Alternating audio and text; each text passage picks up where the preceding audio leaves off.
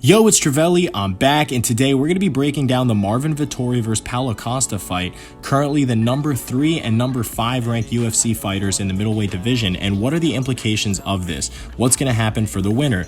Now, if you guys can, please like, comment, and subscribe so we get this channel out to as many people as possible. Also, follow me on Instagram and Twitter so you get my daily notifications for when I'm dropping videos, which is going to be Monday through Friday, because I'm never slacking. Now, let's jump into the action.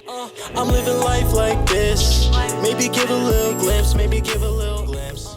Okay, so Israel Adesanya obviously won his last fight versus Marvin Vettori and won his third to last fight versus Paulo Costa. The Marvin Vettori fight went to split decision just like their first fight in 2018. However, Israel Adesanya was able to TKO Paulo Costa in their fight, which Paulo did blame on drinking too much wine, which therefore prompted Marvin Vettori after his loss to take the opportunity to not only call Paulo Costa a drunk moron, but basically tell everybody that he would smash him in a fight. Now, this is a very typical behavior for Marvin Vettori, who some will label as delusional, sometimes very confident, cocky type of fighter. And the same can go for Paulo Costa. I mean, both of these guys are 2-1 in their last fights, with both of their losses both coming to Israel Adesanya, so they both have a shared rival. Now, let's break down the Marvin Vettori versus Paulo Costa fight. You're going to have two pretty bulky middleweights here.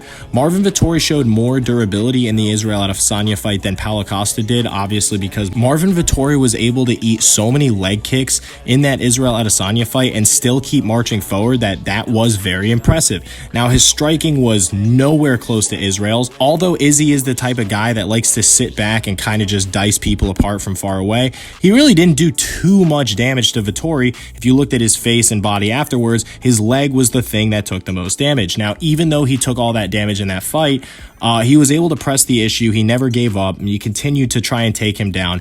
Now, his takedowns were really suspect. I actually expected more takedowns from Vettori in this fight. Where I'll give Vettori credit is, like I said, taking the beating, never giving up, and still pressing the issue forward. Where Paulo Costa tried to do that and got knocked out, Marvin Vettori was successful in that. Now, I was disappointed in his takedowns. I just thought his gas tank wasn't as good as I thought it would be.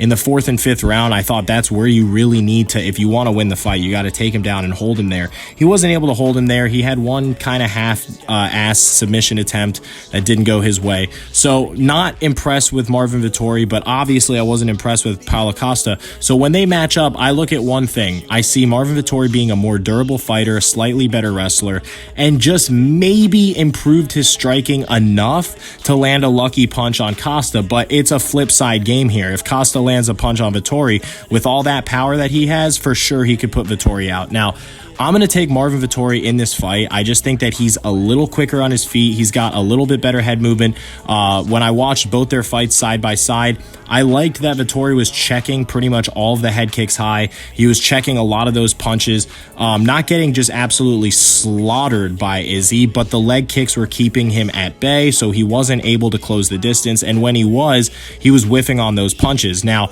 Paulo Costa does not have that type of movement speed or pretty much anything like that, so I do think if Marvin Vettori is able to get him in a position where this becomes a striking battle, I think he can win. For Paulo Costa, you want to see him be able to press the issue towards Marvin, kind of back him up, use his size. They're both pretty strong, so it's just this is a really good matchup in my opinion. I think it's a very, very intriguing matchup. I think this matchup has a lot of implications on the middleweight division, and my comment to you guys is, I guess if Marvin Vettori wins this fight, does he get another opportunity for a title shot? Or if he wins, do you give that opportunity to the winner of the Jared Cannonier fight with Kelvin Gastelum or Darren Till and Derek Brunson? Obviously, if Paulo Costa wins, I want to know, do you guys think he jumps everybody for a title shot as well? Let me know in the comments down below. Thank you all very much and have a great day. Peace.